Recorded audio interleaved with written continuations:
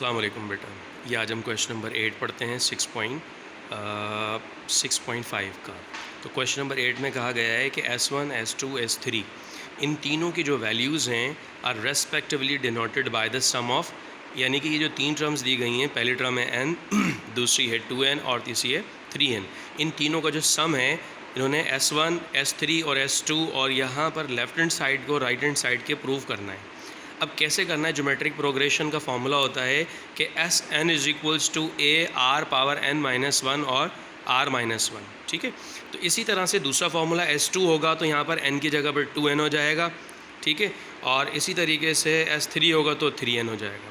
तो हमारे पास S1, S2 और S3 तीनों की वैल्यू मिल गई। अब हमने क्या करना है? लेफ़्ट हैंड साइड उठाना है। अब लेफ़्ट हैंड साइड में है S1, S3 और S2 की जगह पर इनकी वैल्यू उठाकर पुट करेंगे, जैसे कि ये रहा। S1 क्या है? ए r power n minus one और नीचे होगा r माइनस वन। इसी तरह से दूसरा है, यहाँ पर हमने S2 की वैल्यू उठा के पुट कर दी जो हमने सपोज़ की थी। सपोज़ क्या की थी? हमारे पास जनरल फार्मूला था तो n की जगह पर हमने 1 रख रहे थे, फिर S2 हो जाएगा तो यहाँ पर 2n रख रहे थे, तो 3 की जगह पर हमने 3n रख रहे थे। तो यहाँ पर हमने वही वैल्यू ऊपर वाली उठाकर यहाँ पर रखी और लिया इसका एलसीएम में क्या होगा? डिनोमिनेटर एक जैसा है तो हमने ऐसे ही लिखा और ऊपर वाली वैल्यू को माइनस कर दिया।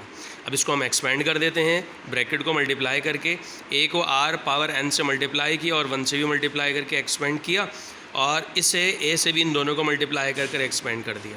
तो क्या होगा? उसके बाद देखेंगे कि जो कैंसिल हो रहा है उसे कैंसिल कर देंगे। a से a कैंसिल हो रहा है और ये दोनों बच गए। इन दोनों में जो चीज़ सेम होगी वो हम कॉमन निकाल लेंगे। a दोनों में सेम है, वो भी कॉमन निकाल लिया। और r पावर n है, इसमें r पावर 2n है, ये डबल n है, ये सिंगल n है। तो r पावर सिंगल n, छोटा n जो होता है वो कॉमन ले लेते हैं। तो ये हमारे पास ये वैल्यू बच गई। तो ये पूरी वैल्यू जो है वो किसके बराबर है? वो ऊपर वाले के बराबर है यहाँ पर। ठीक है, तो ये हमारे पास ये राइट हैंड साइड के इक्वल आ गई।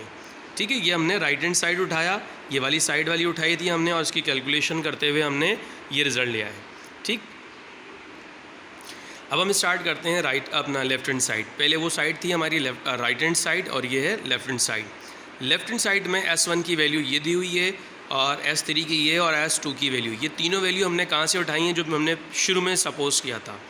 तो अब यहाँ पर हमने ऐसे रखा, इन दोनों का सेम उसी तरह से एलसीएम लिया।